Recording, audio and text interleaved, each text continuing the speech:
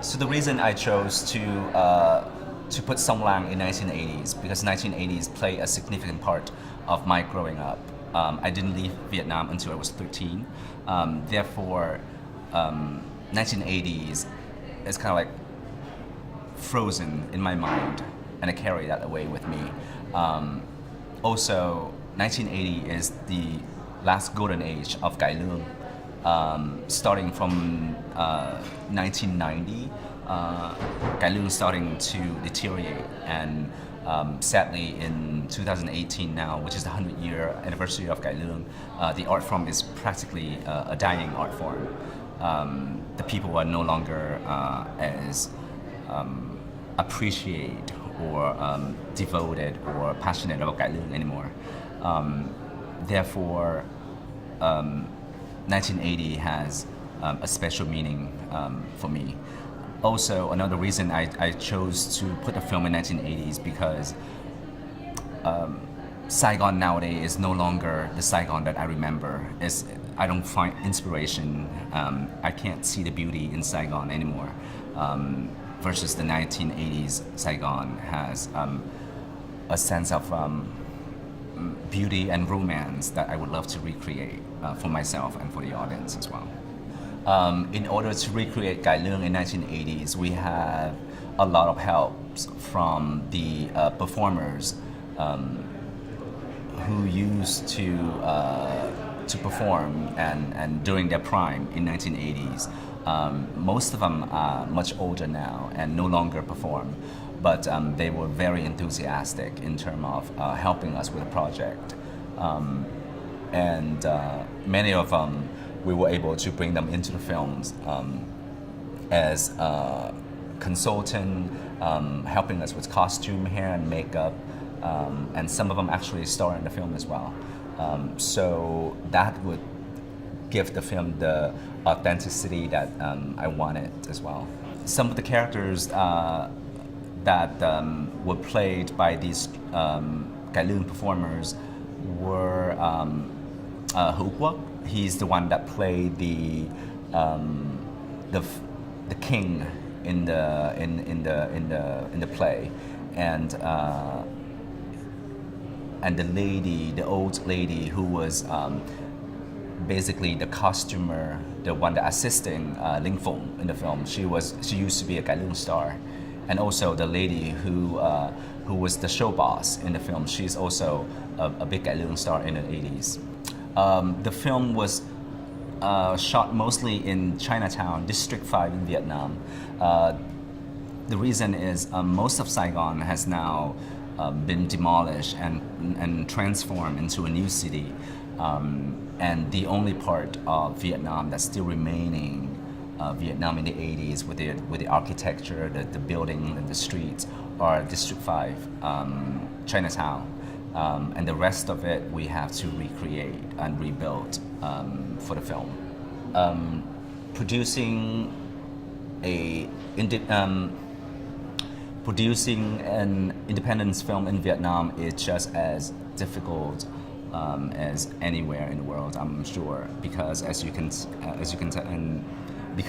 tell, it's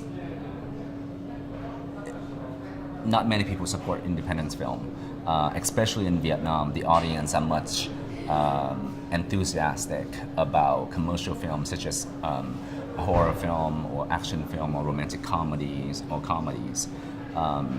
So fundraising for a project like Song Lang was a very difficult process. Not many people believe in the project, or if they do find the script interesting, they would politely decline investing or getting involved because they don't see any chance of recouping.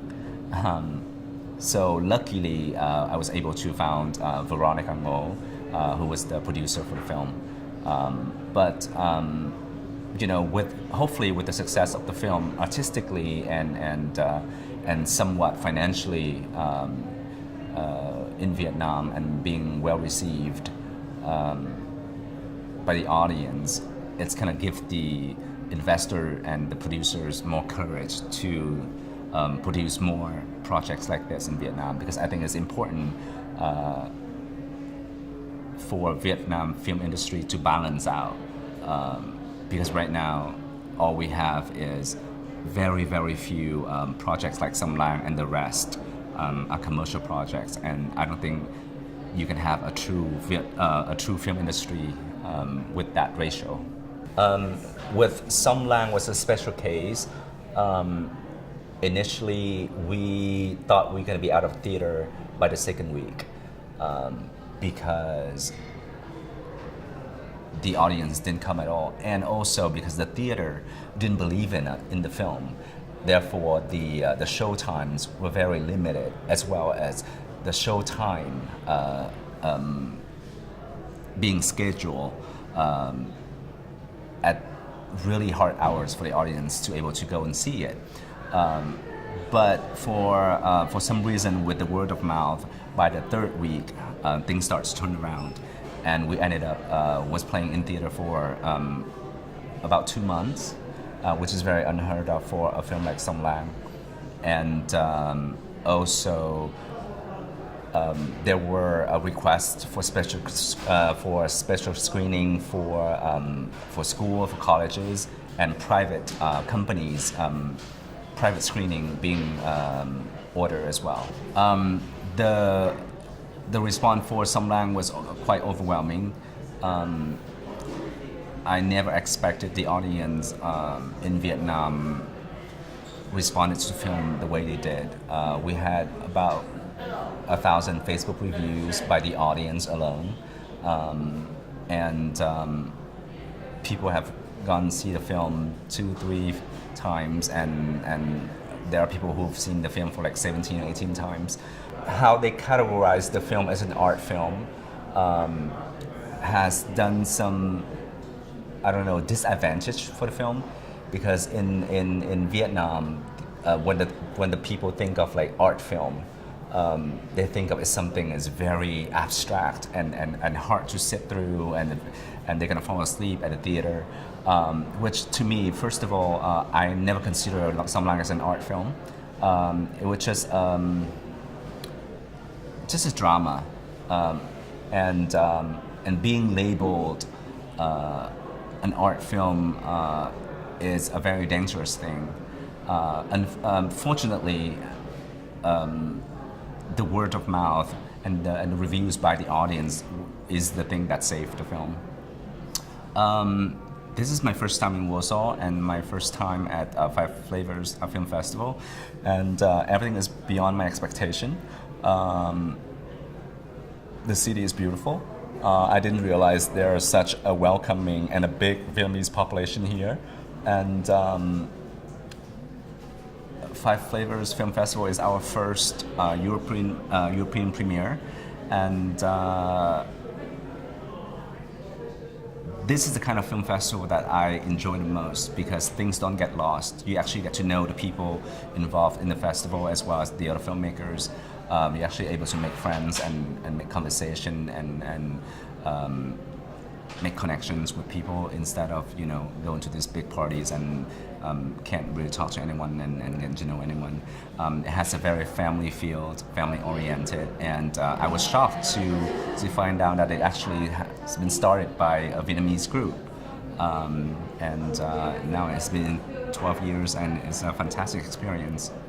I think the difference between the Vietnamese filmmaker from abroad versus the Vietnamese filmmaker, the local Vietnamese filmmaker, is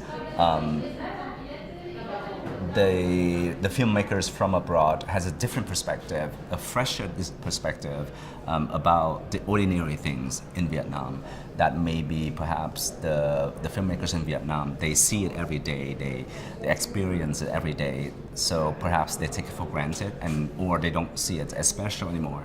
Versus us who live far away, in a way we kind of like from the outside looking in, we have a different appreciation,